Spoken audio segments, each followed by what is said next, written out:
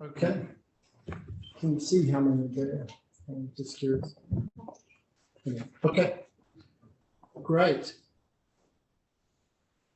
We're all set. Very good. And okay, great. Right. Good evening, everyone. We are a little bit late, so forgive us for starting. We're sitting here in central London in Mayfair at 105 Piccadilly, and we're going to have around about 40 minutes with a very special guest, which I'll talk about in a moment.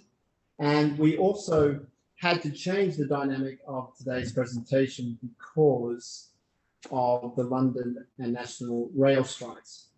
So everyone that had registered for the course, and so I should say discussion this afternoon, unfortunately, we had to go digital. Having said that, you will hear people in the room today, and we're very privileged to have the University of Nevada business school here, both undergraduate and graduate students who are here for their summer experience in London, this summer business schools, and getting credit for their classes. So it's fantastic to have them here. My great friend, Dr. Greg Mosier, has orchestrated this, and Jim, great to see you again as well, Director of Corporate Relations. So we've just had a session talking about many things in business and Stoicism in business as well. So we've moved over this session. So without further ado, this session is about Stoic filter and this digital world that we live in. So moving ahead, I'd like to introduce my partner this afternoon, and it's been wonderful getting to know Anya Leonard. Having said that, before we get going, I always just had this conversation that we spend a lot of time working in the gym, we spend a lot of time learning about the things to do in life. How much time do we spend working on our philosophy? And one of the most important things, and Seneca said it best, if you're going to live, be a philosopher. So here we are practicing that this afternoon, talking about philosophical aspects of life that also will go into a broader conversation, potentially in business as well. So moving forward then, I'm delighted to have here with me, all the way from Buenos Aires, Argentina, Anya Leonard. I've got to know Anya over the last few years following her classical wisdom community and the great work that she's doing. Business was founded in 2010, but I'll ask Anya to give us an overview of the classical wisdom work that she does with her and the team. So thanks for all the partnership, Anya. Welcome to London. Thank you. It's a pleasure. Starting off, just give us a brief overview of what classical wisdom is and the things that you've done and what your vision is. Well, Classical Wisdom is basically a publishing company, and we're dedicated to bringing ancient wisdom to modern minds.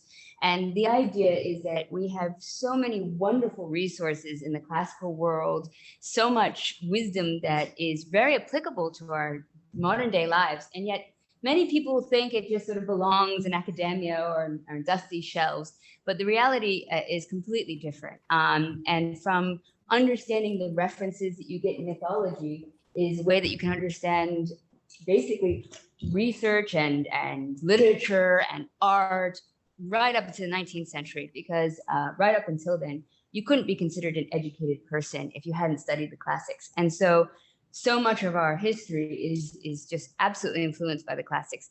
And yet today, most people don't know these references. They read these books and they miss out on so many layers of just wisdom and insight and philosophy. So what we try to do at Classical Wisdom is sort of illustrate more of the classical world in a very accessible manner and enjoyable, and sort of take it away from the ivory towers and bring it to people throughout the world. And we have members and readers and audience literally around the globe, from Tonga in South Africa to Buenos Aires in Brazil, all across Europe. So it's been our mission to just increase the knowledge and wisdom, both of the history, the mythology, and of course, the philosophy of the classical world. Great summary. I think in line with the Aurelius Foundation, which was started a few years ago as well, I found when I got to know Anya that our goals, our objectives, our vision line up very closely. So one of the major things as a Aurelius Foundation is looking to support all things Stoic. So we do three major things strategically, but one of them is supporting all things Stoic and all things classic. And therefore, when I was fortunate enough to be introduced to Anya through Donald Robertson, who is such an important figure in the Stoic world and classic world, it was a great pleasure. So thank you again for joining us this afternoon. On that note, moving forward, we wanted to center today's discussion around digital overload and the world we live in and how it actually happens. So the theme of today's discussion is, how do you use classic wisdom and Stoicism to operate and think about this modern world and to work through it in a successful way? Successful being balanced peacefully and weeding out all of the negativity. And if you look at where did this, and bringing this to a point, you can look at the last 3,000 years and see an agricultural revolution. The next phase, you could say, was an industrial revolution that started here in Europe, and then a technological revolution. But within that, in the last 30 years, but there's really 4 levels to that. If you look at it, there's first introduction in the United States of great entrepreneurs, of computers and desktops and so forth. Then it moved to electronic mail, then it moved to single location and the mobility aspect, and then all of a sudden it's right in our hand. And the genie is now out of the bottle. So what we're suggesting is, in today's world, with all of this activity, how do you use classic wisdom, Stoicism, to filter?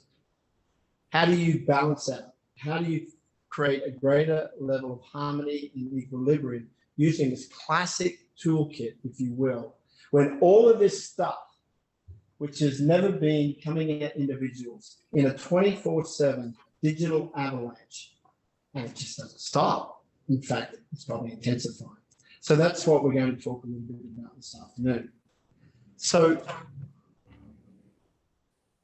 just moving forward, it looks like you've got something on your side.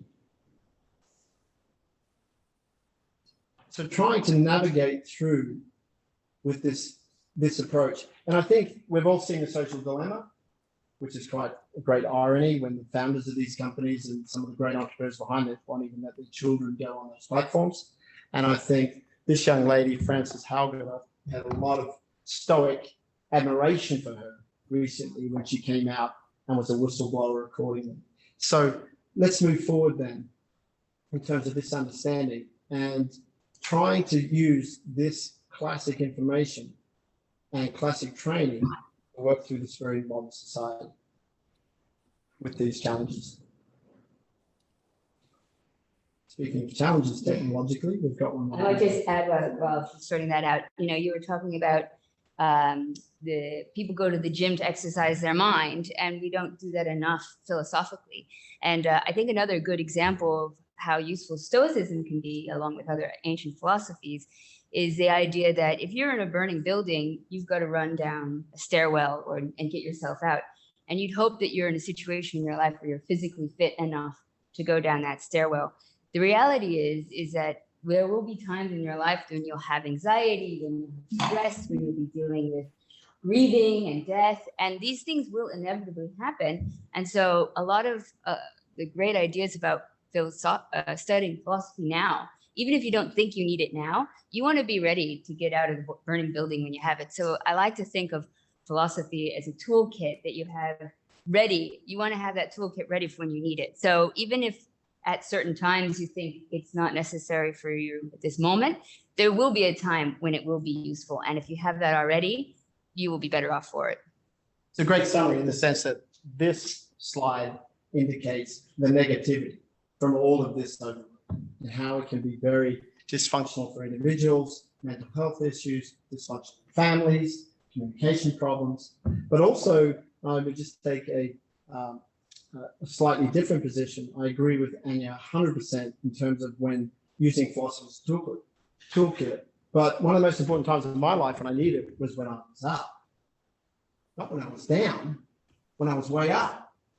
And I didn't balance out as I probably could have at that point in time. So this is the outcome. So let's move forward then, and let's move into the discussion. These are the outcomes: distracted, disconnected, addicted, we know that the mental effect on young teenage brains, all these things are the outcomes of this overload. And I'm sure everyone in this room at different points just say, I just need to breathe. Let's talk about how we create that space. So, in my opinion, classical wisdom and Stoicism can not only help, shelter, support, sustain, but also empower and enable. So it's not just about finding space, it's then moving forward. So we'll turn over to Anya in a second, and using these ancient but very relevant points of dealing with, no matter whether it's 2,000 years ago or now. So one of the things that we people don't really realize as much in the classical world is that we think that they're not going to face a lot of the same problems that we're facing. We think, well, they didn't have smartphones. Why would they be able to have relevant wisdom? But they did have all of the same overall issues that we have. So I've got a painting here of Cleopatra that people might think of the war that Cleopatra and Mark Antony waged against Octavian, who Octavian then won and became the Emperor Augustus. Now, a lot of what you think immediately of Cleopatra has nothing to do with Cleopatra. It is the result of information wars and propaganda that was done by Octavian to win over the favor against Cleopatra and Mark Antony. And they were too using imagery from their own gods and their own, Mark Antony was trying to sort of embrace Alexander the Great and Dionysus. Cleopatra was embracing the goddess Isis, and so too Octavian was embracing his own levels of propaganda. The ancients had to deal with trying to figure out information wars and propaganda just like we do. So how did they do it? What were the tools that they had, which worked, what didn't work? Now, it didn't always work, so we had to basically filter through the ancient world and cherry pick the effective tactics. So a lot of these are having different perspectives, thinking about things philosophically. And I personally have felt so moved and by Epictetus's quote in Discourses that for what is the professed object of reasoning, to state what is true, to eliminate the false, and to suspend judgment in doubtful cases. So this is a really good tactic for kind of entering the world in trying to figure out. So one of the first things I'd like to talk about is Socrates. So everybody hears the quote, I do not know. I know that I do not know anything. That actually is a bit of a falsehood. The quote is much more like, I do not claim to know that which I do not know. Socrates did know that he knew a lot. I mean, he wasn't an idiot, obviously, but not to claim knowledge when you don't have it. That's really important. And this is another good Epictetus quote, for it is impossible for anyone to begin to learn that which he thinks he already knows. So one of the first steps of figuring out what is true is it's possible for anyone to begin to learn. To acknowledge when you don't know. It's possible. So as you will notice, anytime you go on social media, every week, there is a new great cause. There is a new big event happening, and everybody's supposed to have an opinion on it immediately, right? Whether it's, Roe versus Wade, whether it's the Ukrainian war, it's COVID, you're supposed to know geopolitical history of Ukraine and Russia, as well as being an epidemiologist, as well. Every single week, there's something new. And it's important to study, and it's important to form opinions, but also it's important to figure out when you don't know something and to be aware of that, because that is the only way you can really get to understanding more, is to first acknowledge what you do not know. I think we just had an interesting discussion about that. It was a great question that was asked about conferring and when something should be disclosed in a business environment about their career or not. I'm a great believer in being transparent, but there are moments in time when it's good to pause and reflect before you proceed. And this is a great point. So whether it's in this context that Anya has just very well articulated, but it's also in the business world, there are moments where pause is very, very important. Not because you're trying to suppress your own thoughts, but waiting for the right moment after you've had time to think it through. To then revisit your manager, or revisit the CEO, or revisit a team member. Pausing is the great gift of understanding. I'll repeat that. Pausing is the great gift of understanding. I found this slide very interesting. Anya, back to you. Yeah, well, it's a funny effect. And I think everybody has probably experienced this at one point in their life. You think you know something, and then you just start to actually delve into that world and start to learn a little bit about it. And you all of a sudden realize, wow, I didn't actually know anything about it. And this is actually a quantifiable effect, and it has been redone many, many times with success. But as you can see, at the beginning, when you think you have a lot higher confidence in your knowledge than you actually do. And we've all met that person at a dinner table who thought they knew a lot more than they really did. But I hate to break it to you, there is some field in your own life where you have also exhibited this. Nobody escapes this. And knowing that is really knowledgeable, because again, you have to get to that valley of despair before you can actually get to being knowledgeable about something. So that's you do not claim to know that which you do not know. Okay. And similarly, trying to just jump into an opinion, I like the Cicero quote, "There's nothing worse than a hasty judgment, and nothing could be more unworthy of the dignity and integrity of a philosopher than uncritically to adopt a false opinion." So I think that's a very good one as well. So you can see arrogance is caused by false judgments of value.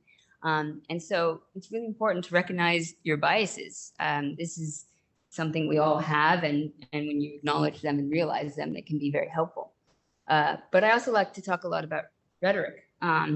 This is something that in the ancient world, people studied the art of discussion and persuasion, to do speeches, to understand the format of speeches, how language can get across your point. And this was something that every well-educated classical student would have had. And we don't do it really anymore. Like maybe there's a debate class, a speech here and there, but it's not a fundamental part of our education like it used to be. But people are still using it. So if you don't know it, you probably don't recognize when it's being used on you. And that, I think, is really eye-opening when you start to see the structure of how to convince people, and then you turn on your TV and you go, I see that. So I think it's really useful when trying to discover what isn't true, to see the tactics people are using, to look at their sources, the motivations, and to really investigate why somebody would be trying to get that point across. Yeah. More of a lighter note, I think my wife has that down very well. Yeah. She's very good at that. She's very good at that. Okay, this is a great point about seeking the truth. And I like one of the points you mentioned there about communication. And one of the things that I always recognize as a business, when I'm engaged in at very senior levels or in different companies and advising groups, you mentioned something about the integrity. So the articulation is one thing, but the integrity of someone building their character and communicating in a business environment is also something that I think moves the dial forward and is recognized mostly by management as well. Someone who speaks the truth, which seems an odd thing to say, but speaks the truth and does it consistently and follows through. That is the underpinning of good, what I would call a good rhetorical art form. Yes, yes. Yeah. And to just continue with the points as well with regards to trying to find what is true. And this is a really hard thing to do in our sort of modern world, which has become so polarized. But to actually keep an open mind and to actually listen to the other side without judgment. And that's the sort of the ancient philosophy of skepticism. And similarly, we say Stoicism with the big S versus Stoicism with the little s. You know, the concept of skepticism, cynics, Stoics, all of these, the ancient world, the philosophies were very different than our modern concept of it. And so skepticism is about questioning if we can even know anything at all, at the most extreme. But when you don't know, is to genuinely suspend judgment. And to do that is difficult. So I once said to my readers, I was like, okay, I'm gonna make you do this. And this was like a very intense time politically. I was like, go and read the other side's paper. Actually try to do it while suspending judgment and get an understanding of why they're saying that. Why do they feel that way? And you'll be able to kind of cross that bridge a bit better. And I still got readers writing, no way, I'm not going to do that. I'm like, you're missing the point. This is exactly the reason we need to do it if we're going to build those bridges. And part of that is looking at the opposition's best arguments. So it's a very common tactic to straw man. You know, you take the most extreme position and then you say, well, that's ridiculous, so therefore their point is ridiculous.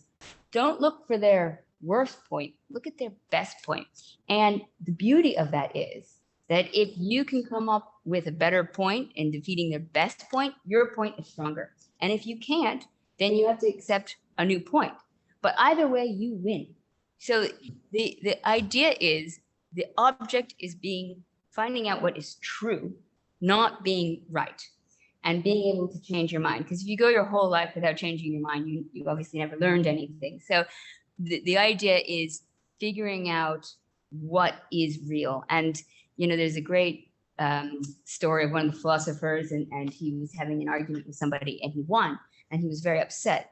And the other person said, well, why are you upset? He's like, well, I obviously didn't learn anything new. Like, I just was right. If you want to learn something and you want to find the truth, then you've always got to be willing to change your mind.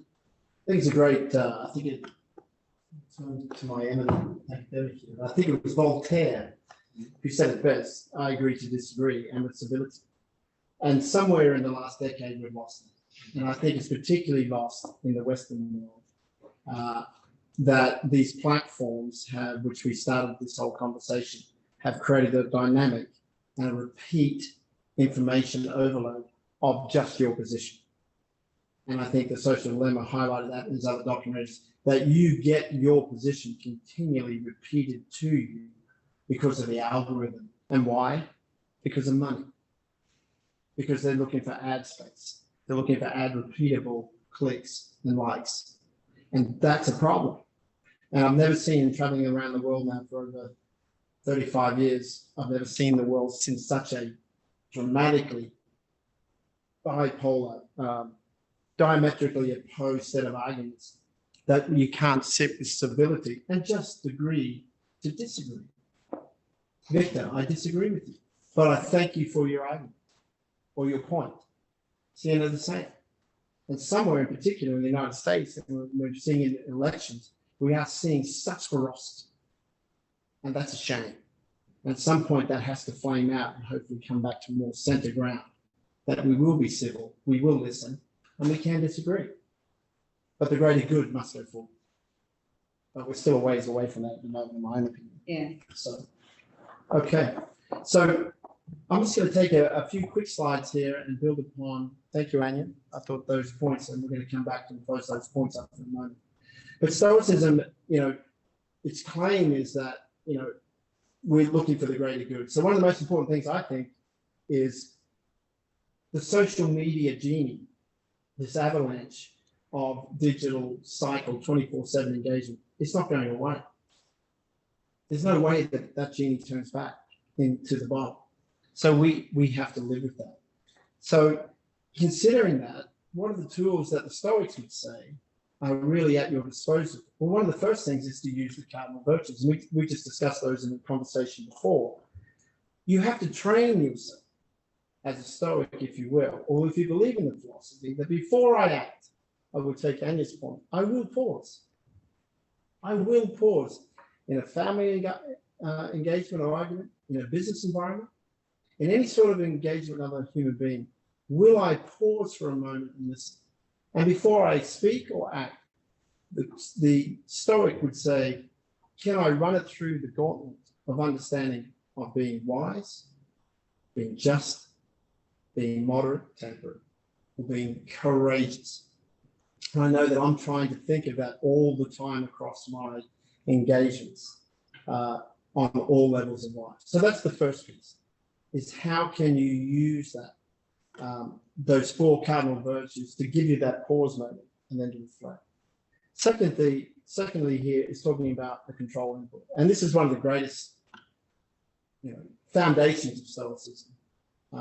Is talking about from Epictetus, you know, what you can control, and really understanding that. And this, your happiness depends on three things, which are within your power: your will, which is obviously your decision making, your ideas concerning these events, and how you make use of these things. So when I'm getting a Facebook post, by the way, for full disclosure, I don't do any social media except through my businesses and through the foundation. But on a personal basis, I don't do it personally. But if I am seeing my wife and my friends and they get something comes through, they get enraged. And I'm saying, why? It's a digital footprint that's just landed. But it's very interesting to be able to have the capability to pause momentarily and run through your response mechanism. But you need a toolkit. And you talked about it before. Secondly, controlling that input. We're talking about here about what you can voluntarily control and what you can't, and then making decisions around that. I'll use a simple example. Your boss comes in, you've got your day planned, and he wants a report, and he wants it by 12 o'clock. And you throw the tools out and go, oh my God, that's just ruined my whole day. But what you don't see is why. Maybe that report is something really important that only you can deliver. And he needs it for some other matter, or she needs it, or what have you. It's always about voluntarily pausing and taking a moment and saying, okay, what can I see the bigger picture here? So controlling that input. Would you add anything to that? Yeah, well, I just think it's that ability to pause, I think is so essential. And I'm, unlike you, I am on social media, probably like most of you. And there's definitely been a few times when a lot of, huge events are happening and, like school shootings and things like this, and you get really emotional and you have a response. And so one of the things I personally did recently when I felt a huge response is, instead of writing anything on social media, I sat down and I wrote an essay. And you know what? I went away and I needed things to add to it. And I kept adding to it, taking away and finding my comments, and not on social media, on my own Google Doc. And lo and behold, like a week later, the conversation came up around a dinner table with about 20 friends and family members. And it became a heated conversation. But because I hadn't just reacted, because I had sat down and thought it out fully, I was able to present my points very clearly and calmly.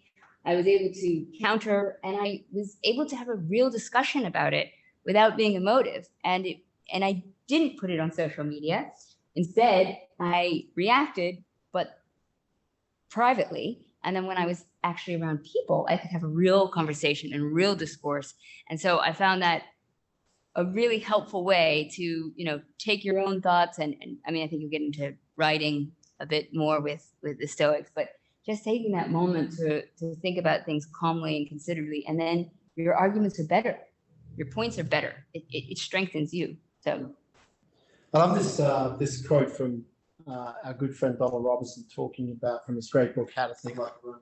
If you haven't read it, I would highly encourage you to. But I love this quote, where it's really, I won't read the quote, but it really talks about external things are not necessarily good or bad, what the Stoics would call indifferent. And it is how we use it. And the reason we put this into this particular point is because it forces a reappraisal. It forces a reappraisal. It forces a reappraisal of the content that you're receiving and the amount of time you're allocating to social media.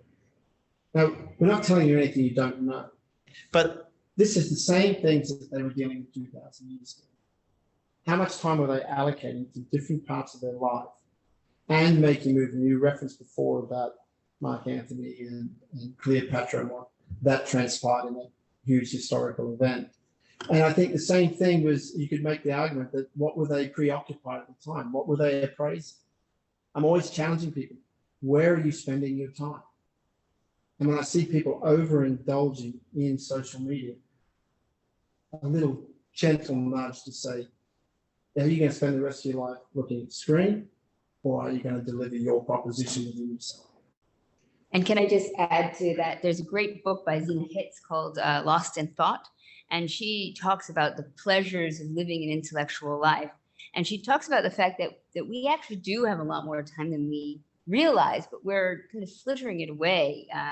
And we don't know this, but that anybody throughout any time period, different social classes, all that, have really been the beneficiaries of pursuing an intellectual life, that it's always worthwhile to put down that phone and pick up a book. I mean, really, really every single time. We're getting to the running down the home straight here, so we want to keep moving. And I think you've touched on an excellent segue about time management. And this is my favorite quote from the many from Seneca. And Seneca says it best. And again, it's forcing this reappraising. It's forcing this reappraising. It's not that it's not that we have little time, more that we waste so much. We just had this discussion as a group before. Very unfortunately, you're all dying. And the one thing I say to Stoic groups, and I said it to a group of chairmen recently here in London, quite a large group, and said it with when Sucrose was with me, and on the stage, and they were a little bit surprised. The great thing about Stoicism, it teaches you how to live. The other great thing about Stoicism, it teaches you how to die.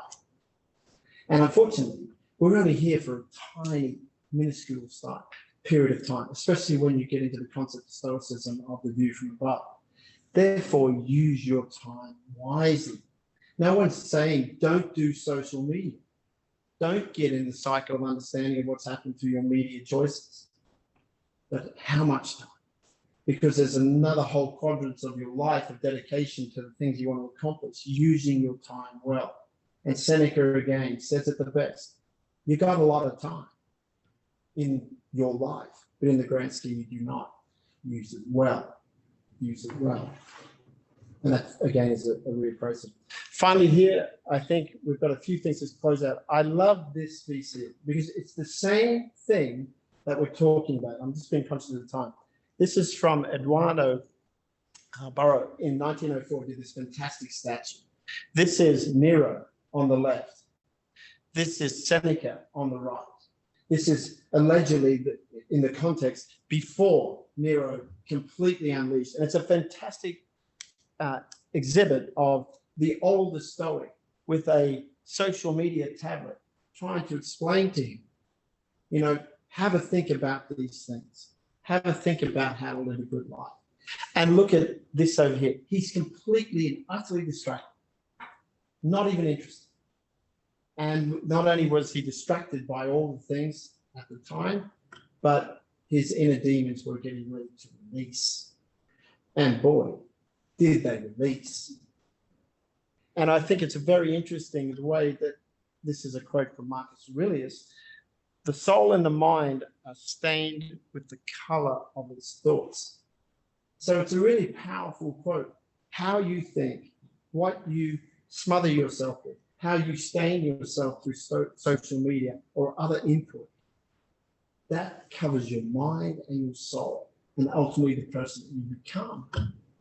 And you can see in this circumstance, there's an opportunity that Nero clearly, and even though Seneca worked for Nero for almost 15 years, those lessons did not come to fruition that Seneca would have liked Nero to deploy. There's a final piece here which Anya touched on about reflection and journaling. I think it's a very powerful, you talked about writing. Please, anything you'd add to that? Yeah, well, just to finish up on that last point as well, is another great kind of point from Aristotle about habits. And, you know, a lot of times in Stoicism, they talk about who you are as your acts, not just your words. And I think action is very key, but actions start first with words and then start with thoughts. And Aristotle would say that your habit in your thoughts will then start you off. So you have to form your own habits, and they have to be good habits. And that those good habits will help you become a more virtuous person, which will make you a happier person, according to Aristotle. So I think similarly, that's a really good way to kind of keep track of that is through journaling. And that is very tenet of Stoicism, is to sort of keep track every day and to ask yourself, what did I do good today? What could I do better? What will I do tomorrow? You know, and it's really fantastic, very simple, easy habit that can kind of put you on track. Yeah.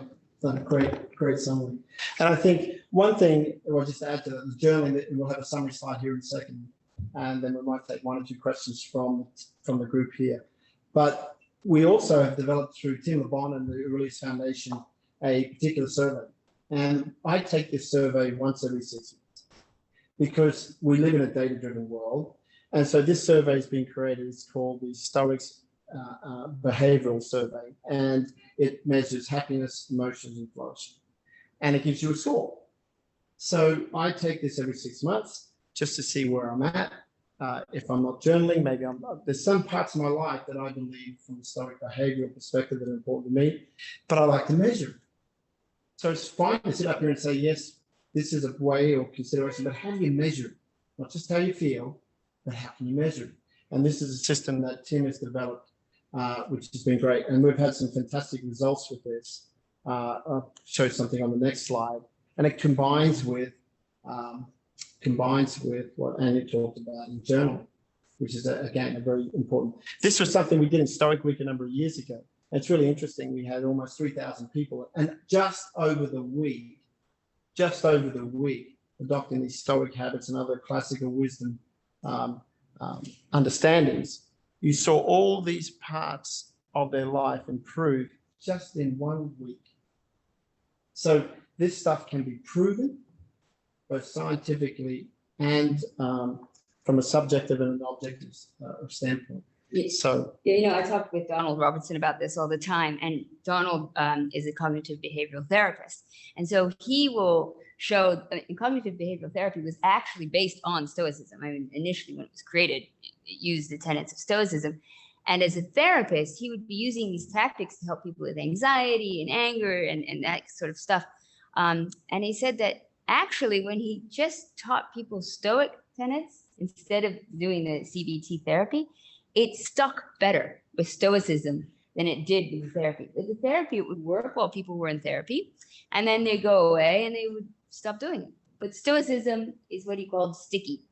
The concepts are easy enough, but the effects are so easy as well. I mean, you can literally track it, but they actually work better than therapy. Yeah, no, and that's an important point.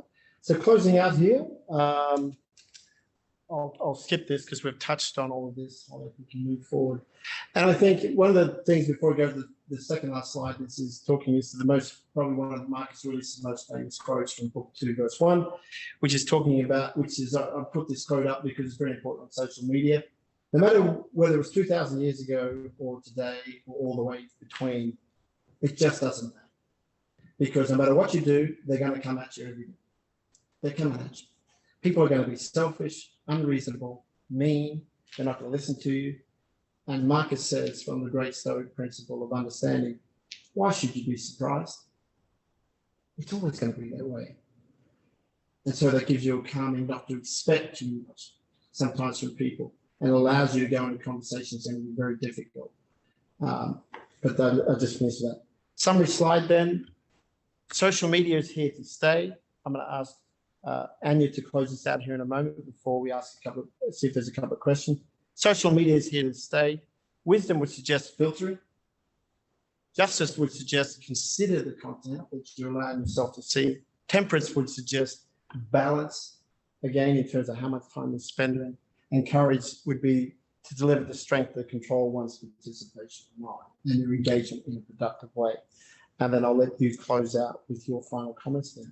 Thank you. Well, as I've been saying before, from the very beginning, I just love that Epictetus quote about suspending judgment, eliminating falsehood, and seeking truth. And one thing that I think is really important, seeking truth, because we use social media. It can be a tool. It can be a wonderful tool. It can connect us to people all over the world. It can also be a spot where people end up having a lot of debates and conversations, and we've all been part of them, let's be honest. One of the best things to remember is to try to establish what the real goal is, and that is the seeking truth part. So if you're having a conversation about gun laws in America, which I'm not going to get into for obvious reasons, start off with your opponent being like, what is our goal? Our goal is reduce shooting to children. Okay, how do we get there? And by even establishing first the common goal, the truth that you're seeking, everybody agrees that they're on the same team then. And then they can seek the truth and they can change their opinions or eliminate falsehood or suspend judgment on the way. But as long as you figure out what the truth is, what the goal is, then you're going to have a much easier path to get there, and you can all work together, which I think is the hope. Great. Okay, we're almost bang on time. I'll finish with this slide in a moment. But are there any questions from anyone in the room that'd like to ask a quick question? Yes, Jim. Justin, truth is often described as a mountain, and people's description of that varies based on where they are on the mountain. Can you describe how Stoicism looks at the mutability or immutability of truth that we're pursuing? How does truth vary based on the person, or does it vary? Should it vary? Well, I think the great thing about Stoicism through the virtues, I always have this analogy about looking at life through a lens. And being a Stoic, aspiring Stoic, that through the virtues themselves, from the view from above, using the controllables, memento mori, all the great Stoic principles, I believe it gives me the great opportunity to stay very close to reality. So I'm not kidding myself. So that when I'm talking to someone about a subject, I'm not trying to win the argument, I'm trying to understand them in the first principles. So I think, to answer your question, Jim, what Stoicism at least does for me, it keeps me close to any situation of being temperate in understanding so that I can act accordingly with the greater good. And so therefore, that gives me the confidence in the reality or the truth of the situation. I believe I won't be that far away because of the toolkit of Stoicism. And I don't know if you'd add anything to that. Yeah, I think you put it well. It's more of a method than a destination. You know, I like to think of it sort of like science. And I know it's very trendy to say, well, this is the science. Well, no, science is about a process of always questioning, always trying to figure out what is true.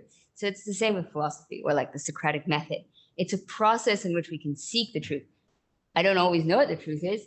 I'm the first to claim that I do not know that which I do not know. But if you can go through a process of being honest and seeking the truth, I think you're going to be a lot closer to it than otherwise. I think that point around, we touched on a little bit before. In previous years, when I was a little bit younger, I had to win the argument. I'm not interested in winning the argument anymore. I'm interested in finding the truth. And even in the business world, dealing with significant, complicated problems, I'm very fortunate to have a fantastic team around me and a great board.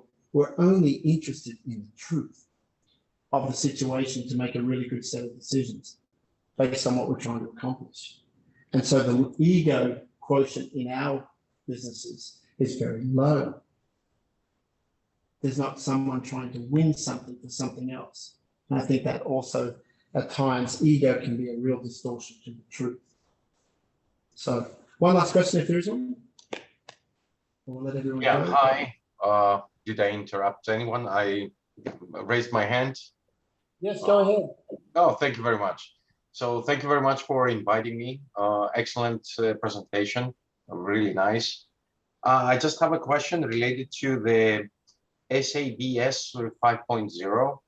Somehow I didn't understood very well what this standardized test is all about.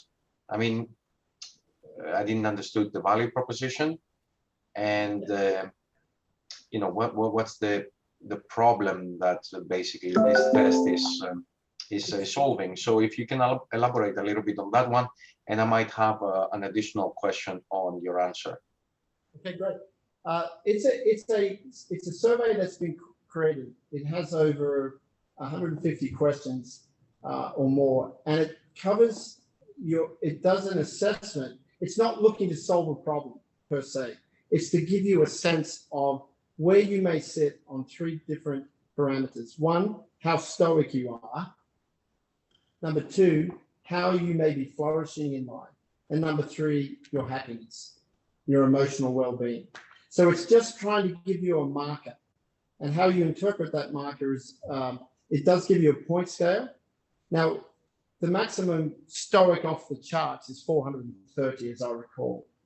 And I think when I first took it, I was about 270. But over the years, or something around that range, over the years, every 6 months, I sit in a very solid range of around about 375, 380. Now, what that does is allow me to continue. Sometimes I've gone down, sometimes I've gone a little bit higher. But it gives me a sense of understanding of, at that time, in that moment of time, where am I in my stoic application, in my emotional health, and in my flourishing and happiness. So it's a moment in time for you and you only, and it's a marker for that purpose. And you can track it over time. And it does relate to, well, obviously, for stoic awareness. Thank you very much. As I said, I might have an additional question on your answer. The additional question is if you can provide a link so I can actually take the test. And then without sounding that I'm challenging the idea, why is important to measure how stoic we are when the flourishing and the happiness are something that basically 8 billion people, they understand very well, versus Stoic philosophy as an idea is something that you need to introduce them to them as a whole before they start kind of like accepting it. So I'm seeing it a little bit from the marketing point of view, that flourishing and happiness and all the other good things that Stoicism can provide is something that a wider audience could understand. The word Stoicism, you need to educate them before they actually comprehend what is the added value for them. So maybe it's not a point for this discussion, but I would love to continue on maybe in some other forum, maybe through Donald, which is a common friend, on the need to measure Stoicism as a Stoicism and not some other value derived from Stoicism. I hope you understood my point without any intent of putting in any other kind of like a well-intended intent. Yeah. No, it is a wider discussion, but I will comment as follows. And Anya touched on this at the beginning. One of the great things about Stoicism, it's the greatest toolkit, in my humble opinion, having spent a lot of time looking at philosophical systems over time. Having said that, Stoicism is so completely misunderstood. And we touched on it before about small s Stoicism, and once you get into the field, what we call big S Stoicism. What this survey is measuring the big S applications of the Stoic principles that are not well understood or accepted. Stoicism, small s, is, I always do an example in, if you've seen the Monty Python movie and the Black Knight, that's small s Stoicism. He keeps getting his limbs chopped off and he keeps saying everything's fine and I'm gonna win this battle. What our survey does, that Tim has done a great job of developing and refining over the years, is do the two aspects of flourishing and happiness, but also focus on the full understanding of Stoicism in the big S application through your life. And we can take that offline and discuss that. I'd be delighted to have that conversation with you as well. Thank you for the conversation. Thanks for the question. Absolutely, same feeling here. Please let me know your name, so because I was I didn't join from the very start, so I know with whom I should kind of like send an email.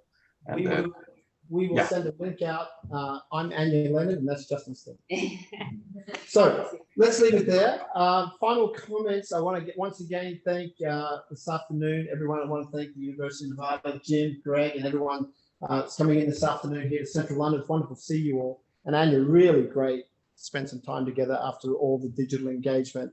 But final comments from you, and thank you again, Anya, on behalf of the Aurelius Foundation for coming in and sharing this time. It's been so productive and very enjoyable and very enlightening for me. Well, no, just thank you all for taking the time for listening, and our online audience as well. And if there's anything to take away, I like to think of Marcus Aurelius as the gateway drug into ancient philosophy and Stoicism. So it is a beautiful, wonderful world of ancient history, and it is extremely rewarding. And whenever anybody starts to get their fingers into it, they do get addicted, and I think all for the best. So I highly encourage, if you're not already a fan, to study a little bit more of the wisdom of the ancient world. Thank you. Thanks, everyone.